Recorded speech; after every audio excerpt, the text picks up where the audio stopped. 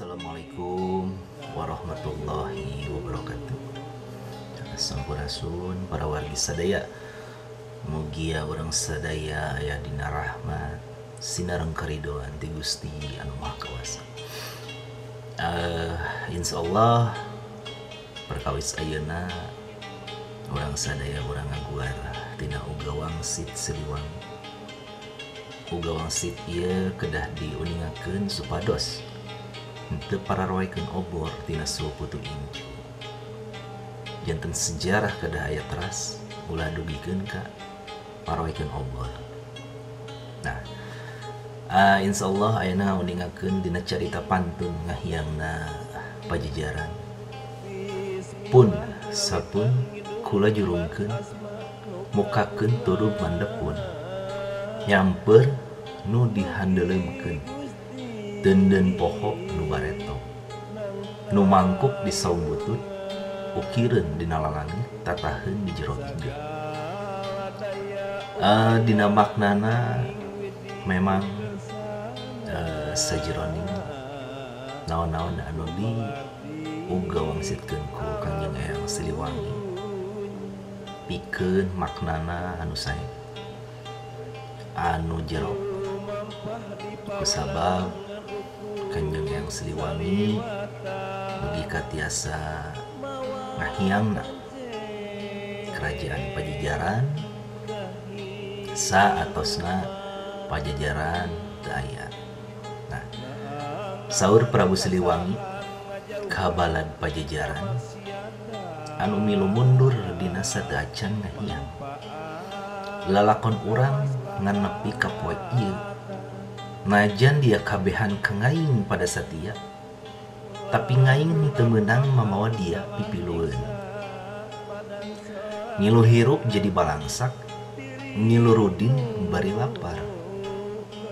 Dia mudu marilih pikeun hirup ka hareupna, supaya engke jagana jembar senang sugih mukti bisa ngadegkeun deui Pajajaran. Lain Pajajaran nu kiwari, tapi Pajajaran anu anyar. Nu ngadegna digeuingkeun ku obah zaman.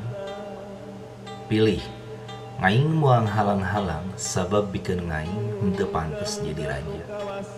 Anu somah sakabehna, lapar bae jeung balangsak. Darengekeun, nu dek tetep ngilu jeung ngaing, geura misah ke belah kidul.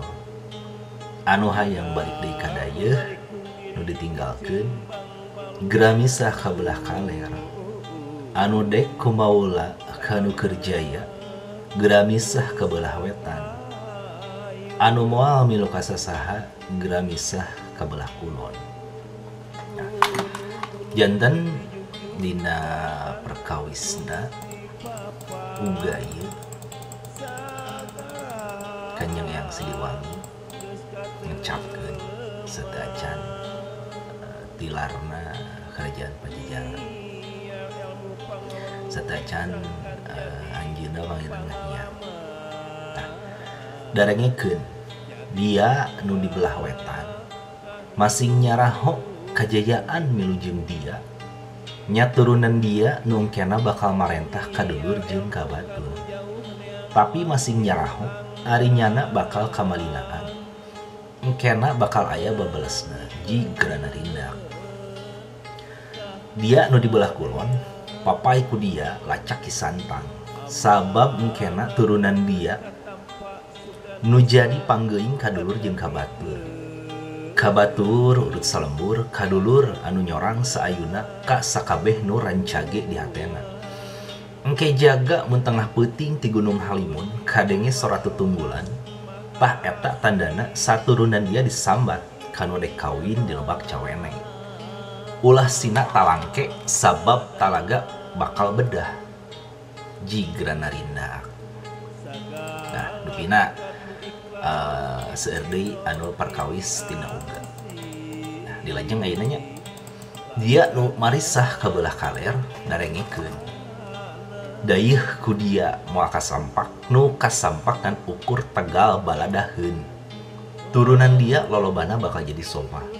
Mun aya nu jadi pangkat tapi moal boga kakawasaan.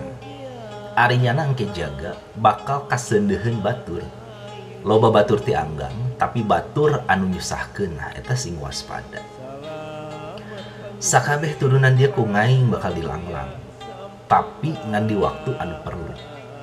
Ngaing bakal datang deui nulungan kanu barutuh mantuan anu sarusah, tapi ngan anu hade langku lampahna.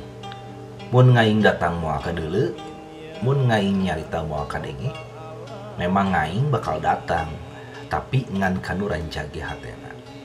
Kanu weruh disemu saestu, anu ngarti kana wangi, anu sajati jeung surut di lanti pikirna. Nu hade laku lampahna.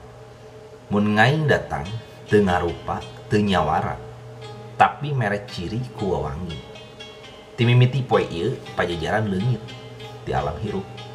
Leungit dayeuna, leungit nagarana. Pajajaran mah moal ninggalkeun tapak. Jaba tingaran pikeun mapai, sabab bukti anu kari bakal rea anu malungkir. Tapi engke jaga bakal aya anu nyoba-nyoba supaya nu leungit kapanggih deui. Nya bisa ngan mapaina kudu make amparan. Tapi marapaina loba anu arieu aing pangpinterna mudu aredan heula. Tah kitu dina perkawis